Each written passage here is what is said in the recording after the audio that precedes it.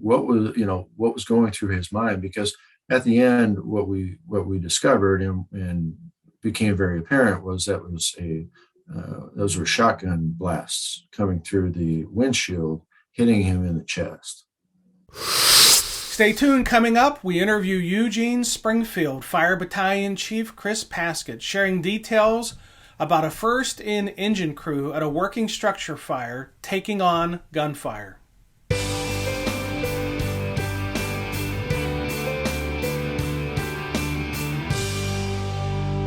Hello and welcome to the Situation Awareness Matters Show, episode 384. I'm your host, Rich Gassaway.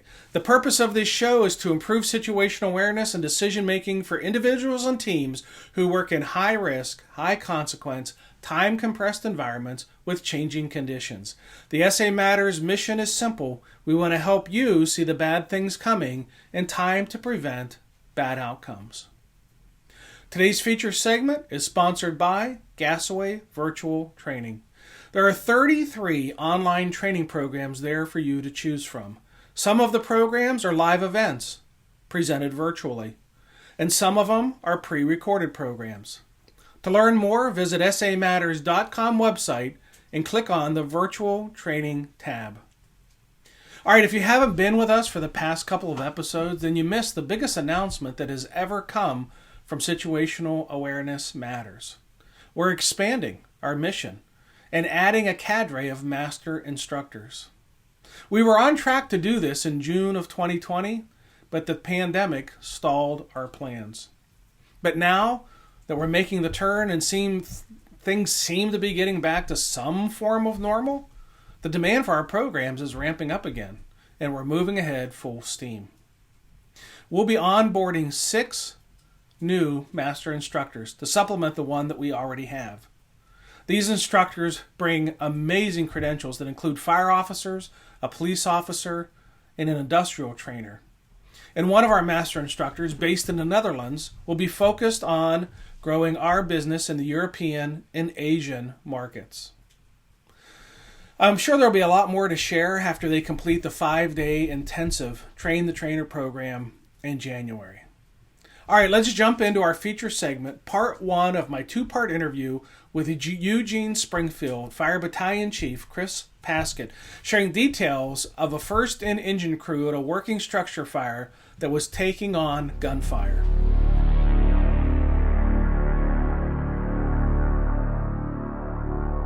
Hey everyone, Rich Gassaway here, host of the Situational Awareness Matters show. I'm very excited today to have as my guest Chris Paskett from Springfield, Oregon.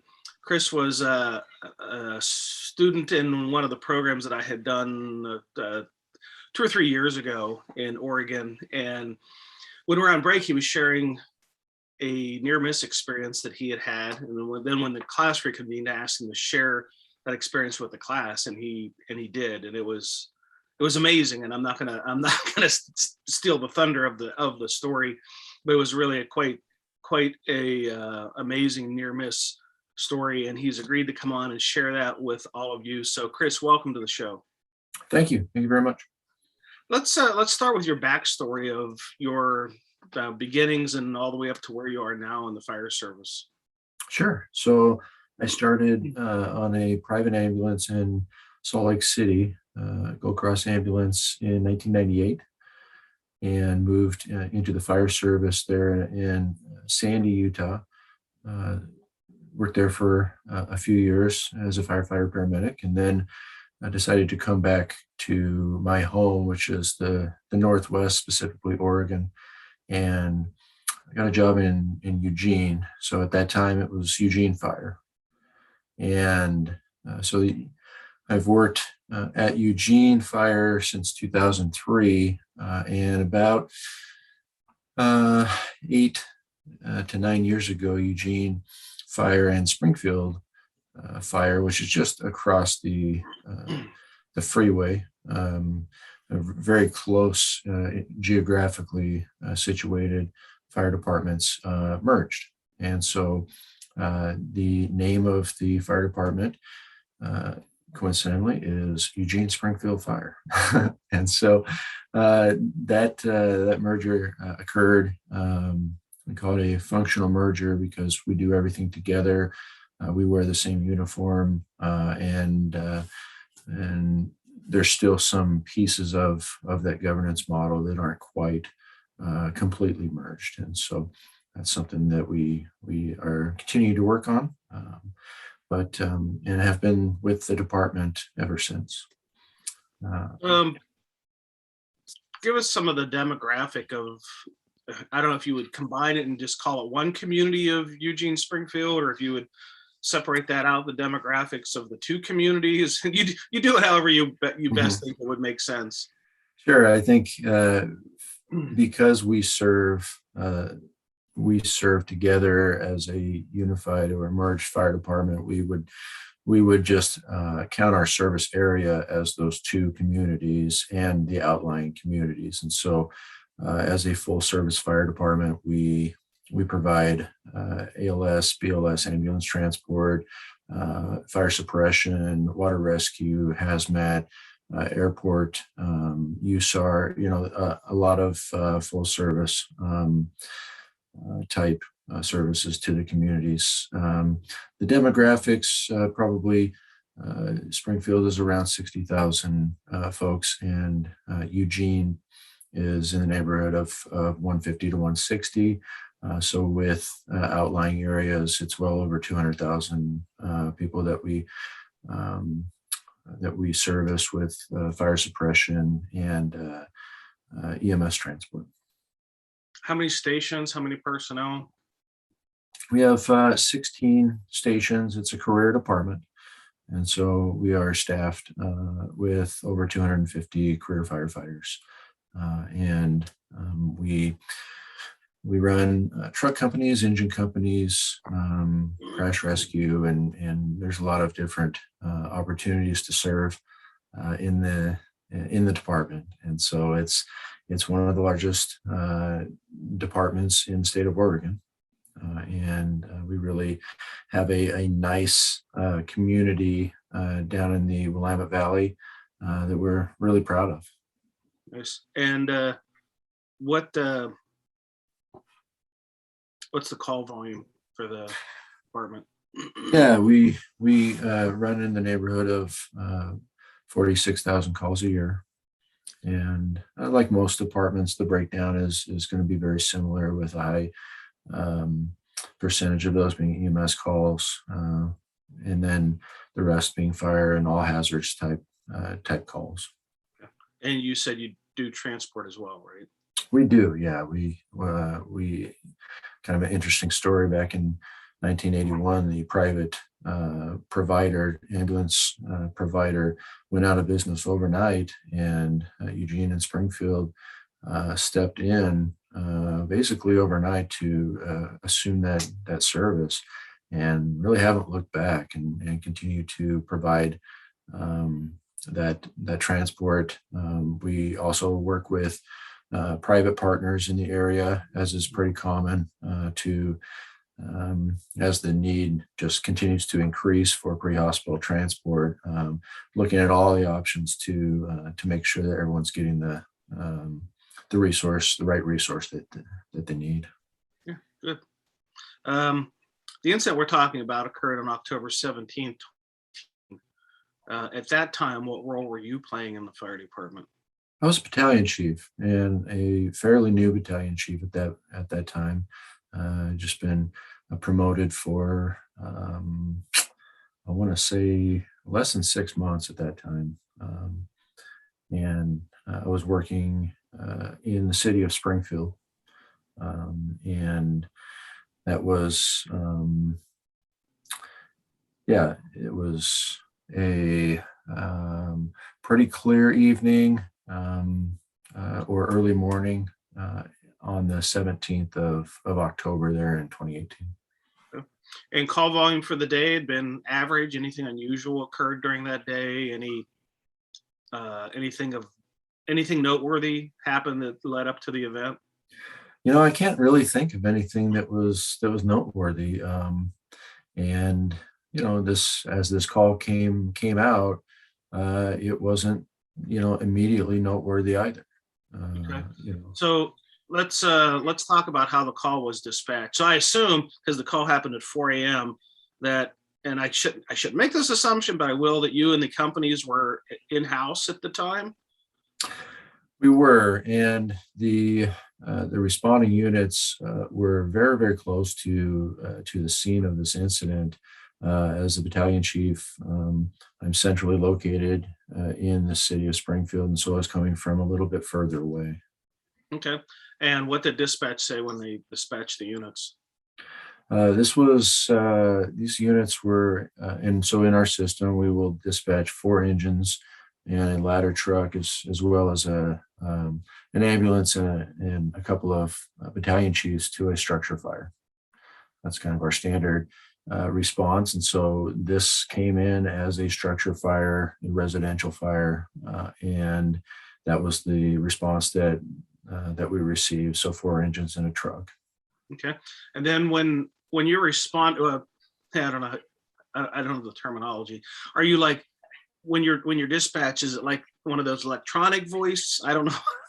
Oh yeah. I don't know what they're called, but I'll just call it. I think everybody will know what I mean when I say the electronic voice. Is it, or do you have like a real human dispatching you? We actually do still have humans dispatching for us. We have kind of more traditional tones and voiceover dispatch where day and night. So. All right, and if you had multiple callers on an incident like this, that dispatcher would then tell you, or do you use mobile data computers to share information back and forth with dispatch? How does that communication go between you and the communication center? Yeah, and that's a good question. We do have that constant communication. We're dispatched on one frequency and move to a second based on the type of call, whether it's a fire EMS call, or and try to manage appropriate radio traffic based on how many calls are going on at one time on those tactical frequencies. And so in this case, we would get dispatched on our primary dispatch frequency, and then move to our fire frequency and get additional information as it comes in from the dispatcher. Okay, and en route to the call, do you know if it's a residential property or a multi-family or commercial? Are you given that information en route? Yeah, we were told that it was a residential fire, and I haven't listened to that tape in a while, and so I don't recall if how much detail was there, because it was at 4 a.m. I think that there was a little bit of I don't know. I'd call it a haze, maybe, as far as like whoever was calling it in maybe didn't understand what they were seeing, or it was, people react differently. We react differently when it's 4 a.m. So sure. And is dispatch telling you there's multiple callers, or is there just one caller on this? Or my recollection is that we did have a couple of calls on this, and as the incident, I guess it's hard to remember because the incident progressed so quickly, and then we had multiple callers at that point. We'd have to kind of go back and look to see when those secondary, tertiary callers started calling in with, and that was part of the piece that was a little challenging, is each caller had a piece of information. And when we talk about all the things that we'll discuss later, as far as sense making or recognition prime decision making or whatever, all of those pieces, you're trying to capture those and form them into something that makes sense. Yeah. And what unit was first on scene? Engine 5 and Medic 5 are stationed right down the street from this incident. It's literally them pulling out of the firehouse, driving 100 feet, taking a left, and they could see the house on fire. Okay. All right. So what's their size up? Their size up, The company officer, a very experienced crew. There's a good working fire in a single family, residence, and we use Blue Card for a template for our size ups. And so for maybe folks that are familiar with that, you just go through a standard template, how many stories the structure is, what the size is, what you have, and then kind of into a strategy and an incident action plan on how you're going to address that. And so it was a normal size up, except for the company officer that was giving it stopped right in the middle because he felt something or perceived something at that moment, and something that didn't add up to him. And he actually did not unkey the mic when he felt that, and he said, "What was that?" Right in the middle of his size up. And then he continued to give a size up, and the engine crew and the medic crew disembarked and started to go to work. Okay, so there's a something happened there. He doesn't really know yet what it is. He's maybe a little bit perplexed by it, maybe confused by it. Finishes out his size up, the crews disembark and begin operations. And then, so take me through what happens next, if whether it's another unit arriving on the scene or something that this unit's doing, and kind of also check back with me as to where you are in the process of response. You're still 5 minutes out or whatever it is, because I don't have context of the distance you're having to travel to get here. Yeah, absolutely. So I hear this size up, which, as an incoming battalion chief, the first thing I'm going to try to do is right size what I hear with what's coming, and so to me, it sounds like it's a residential structure fire that we can handle or should be able to handle with the resources that we have coming.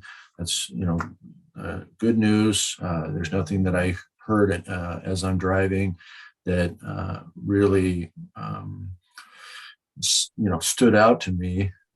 Sounded like and I hate to use the term routine because every call and every fire is different, but for all intents and purposes, it sounded like a more standard fire, residential fire. So at that point, you've got a 3-person fire engine crew, so a captain, an engineer driver, and a firefighter, and a 2-person crew with 2 firefighter paramedics. So 5 firefighters on scene, and everyone, as I said, everyone's well trained, knows their role, and so once that size up was complete and the initial orders were given by the company officer, everyone just went to work and started to, they know what to do as far as putting on their SCBA, pulling lines, and the officers working on a 360 or starting that direction. And so, that's kind of how the scene played out. So a pretty typical ramp up to the beginning steps of a residential dwelling fire. Yeah, and this was a neighborhood where the houses are pretty close together. There's not a lot of room, and that comes into play here shortly as the scene progresses. But we do have a good working fire on one house at this time. Okay. Is this structure single story, multi-story? It's single story, and all the houses on this street are pretty similar constructed. They're somewhere in the small to medium range, 12 to 1,500 square feet, close together, single story. And this, I think the bulk of the fire was out of the garage on this particular fire. And that was one of the pieces that kind of came into play after, as we were looking at, what was it that you were thinking, as a company officer when he stopped his transmission? What was going through his mind? Because at the end, what we discovered and became very apparent was those were shotgun blasts coming through the windshield, hitting him in the chest. And so, using birdshot, the assailant was not able to penetrate the company officer's turnouts.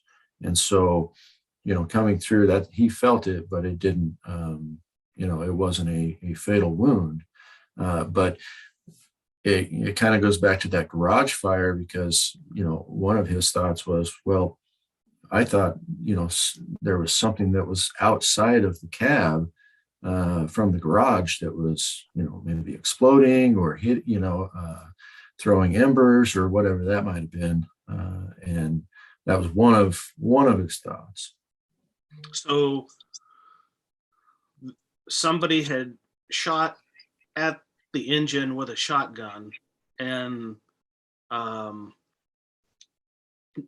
the no one on the crew at this point knows exactly that that's what happened. Yeah, that's exactly right. No one on the crew saw what was going on. And so, I guess, to get into the incident a little bit more, what happened was, as the crew arrived and was giving their size up, a assailant with a shotgun was hiding behind a vehicle. I believe it was a Toyota Prius, just in front of the initial arriving fire engine. And so, when they stopped, that assailant began to advance with a shotgun on the crew, and began to actually shoot at the crew members. The reason why it wasn't picked up initially is because it was dark. It was 4:00 in the morning. He was down the street, and they were looking at their what they should have been looking at, which is a house on fire, and trying to size that up and figure out how they were going to engage that. And we are a very aggressive fire department. We believe, in putting out a fire by going inside and trying to, make sure that there's no occupants that are, disabled or that we can effect a rescue for. And so that's something that we, if you're going to do that, you need to do it quickly and be pretty fast in how you deploy hose lines and get water supplies. So that was their focus for sure. And this person with the shotgun is advancing. Did you say advancing on them? Yeah, and he's advancing on them. And so as people start to deploy, pull hose lines, it becomes apparent to the company officer that something is not right. He's hearing things, he's hearing shots. He turns around and he sees the gunman. And so at that point, that's when things really kicked into high gear.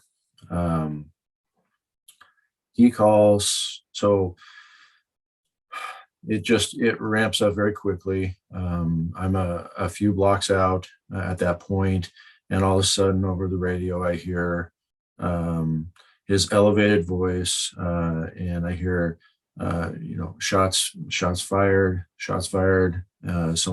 He calls for emergency traffic. One of the medics is seeing this as well, and it was actually the one, the firefighter paramedic was actually one to call out the shots first. So saw that occurring, and this is a kind of a piece that we've struggled with, because we practice maydays and practice trying to move through a mayday on the fire ground. And if you've looked into Don Abbott's Mayday study or done research, there's enough Maydays out there that we can try to simulate and find some best practices to at least give us a chance to be successful in a Mayday environment. But a lot of those principles don't really apply in a linear fashion to something like this. So this is a full-on Mayday, but our folks are in the mix. Our incident commander is the one calling the Mayday, if you will. And so this has been a topic that we've kind of grappled with and tried to understand. How does this change? How does this change our Mayday operations when everyone on scene is involved in the Mayday? Yeah. And so, right. So keep. You got me. You have the suspense building here. So what next? What then happens? I'm curious. Does the crew advancing or prepping the hose line to go in? Do they know what's going on? I mean, how does everybody on the scene get dialed in? What happens to the shooter? Oh my God! This is like one of those. This is where you would normally break for commercial. That's for live TV. Yeah, everything happened. It was interesting. It happened very quickly, but in the moment, it feels like forever, and it feels like every second is a lifetime. At the point where those calls came in over the radio, shots fired, emergency traffic, I also called for emergency traffic as well. And so, that was a piece where we kind of walked over on the top of each other, but we're both trying to try to get that declaration out there, because, emergency traffic for us means we don't want any non-essential radio communication out there. So I don't want people staging and telling me where they're at and telling me they're closer to this, and all that kind of routine traffic that, we only want this life-saving radio traffic to be over the radio. And so at that point, I jumped in over the radio to try to, I think I said, withdraw or abandon the building, because I didn't know if there was anyone inside fighting fire at that time, and I wanted them to be aware that they had something coming up behind them, and wanted them to get to a safe location.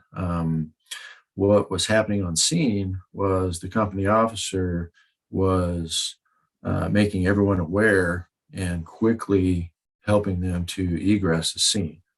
And so he was telling people either in person or over the radio to drop what they had and to get running.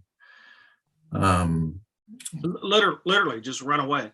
Literally just run away, which we'll talk about in a little bit. It was absolutely the best option.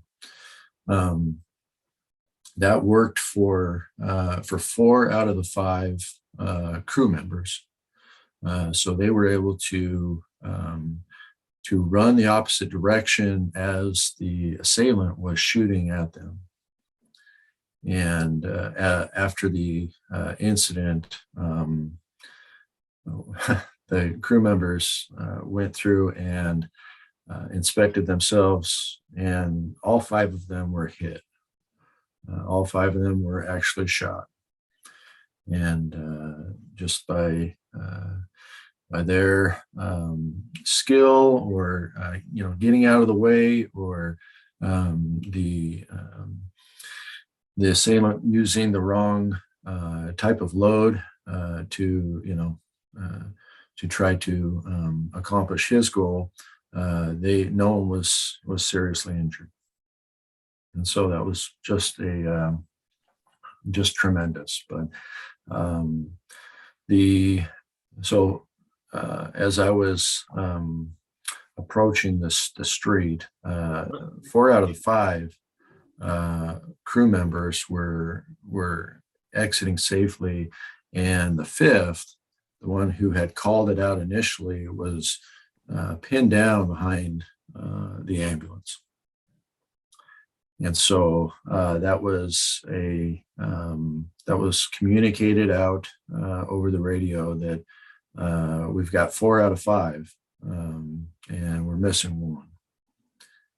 And I think in my career, there hasn't been anything close as far as the sinking feeling, just that horrible feeling to hear that we're missing a firefighter and know that they're being shot at. You put 2 and 2 together, and there's a high likelihood that that firefighter is seriously injured or worse.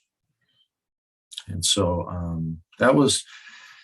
I think that was really tough for everyone. We had additional resources coming at that point. You had people coming into the scene as far as listening over the radio and driving that direction and hearing all this happening, and just kind of that helpless feeling like I'm not going to get there in time to make an appreciable difference. Either they're going to self-extricate, or we're going to have a poor outcome. Are the other companies staging out, or are they coming in? Yeah, it's a good question. And what happened was both the company officer and myself, we, over the radio, we instructed all incoming units to stage out.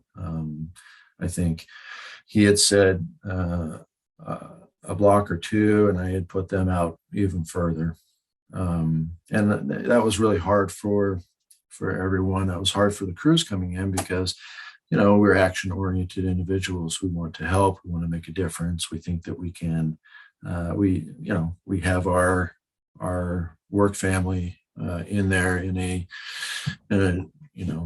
horrible situation. And so I think that was a piece, after the fact, that was hard to hear as well. So did you stage out? I did not. What happened at that point was the crew made the decision to go back and retrieve their 5th firefighter. As they were moving that direction, kind of under the cover of this side of the street, the 5th firefighter was able to communicate with them over the radio, and it was a thing where the company officer saw an opening, whether the assailant was reloading or had taken a different path. They saw an opening, and the company officer beckoned over the radio to run to us, run to me, and he was able to do that. And so as I got there, I saw a bunch of firefighters running as fast as I've ever seen firefighters run in bunker gear. And so I just counted, I just counted 1, 2, 3, 4, and then 5. And it was like, wow, there's 5 of them right there. And they're running, as fast as they can. At that point, it felt like we had a police presence in there, but we didn't know for sure. And we didn't know where the assailant was, if he was following us. And we were at the fire station, so we were kind of trying to gather our faculties, get more help coming. I think everyone, that's when the crew did a blood sweep, just kind of checking themselves for bullet holes, and it was pretty. That didn't sink in at the moment, but we had some of our folks had holes in their turnouts from being shot. They had one of them had a divot ricochet off his helmet from being shot, and so. But at the moment, none of that really sunk in. We just knew that they were standing there breathing and talking to us, and I was able to get on the radio at that point and tell dispatch and all crew, incoming crews, that we had all 5 accounted for. And that was, I think that was just an incredible feeling for us and for everyone else out there that was feeling so helpless, just sitting there listening to what was going on and trying to make sense of it all. And so that, that was really kind of a time where everyone took just a deep breath, and we saw a couple police cars go by, and then that was confirmed that we had law enforcement on scene engaging the shooter. And so at that point, it turned into a different scene. We had an out of control fire that was now moving house to house that we couldn't engage because we had, an active violent incident. So. Thank you, Chris Paskett, for sharing that amazing story with us. Remember, this is part 1 of a 2-part show, so be sure to tune in next week to get some more, the conclusion of the interview and more lessons learned. Since the start of the pandemic, I've had some tremendous opportunities to present my programs on virtual platforms to groups ranging in size from 6 to 400, with recorded playbacks being viewed over 29,000 times. Here's hoping that booster shots will allow us to continue our quest toward some form of normalcy. Thank you to those organizations that have hosted situational awareness programs since our last episode aired. The International Association of Fire Chiefs Volunteer and Combination Officers Section Symposium in the Sun in Clearwater Beach, Florida. The Char West Council of Governments and the Bridgeville Fire Department. The Williston, Vermont Fire Department. The Montana Bureau of Land Management. The Worthington, Ohio Fire Department. And the Waukesha, Wisconsin Fire Department. Thank you for enrolling 100 of your members in the Situational Awareness Matters Online Academy. A special thanks goes to the organizations who have allowed me to offer your members virtual training during this difficult period of the pandemic. If you're interested in hosting a live event or a virtual program, just click on the Contact Us tab at the top of the SAMatters.com homepage, and I'll give you a call.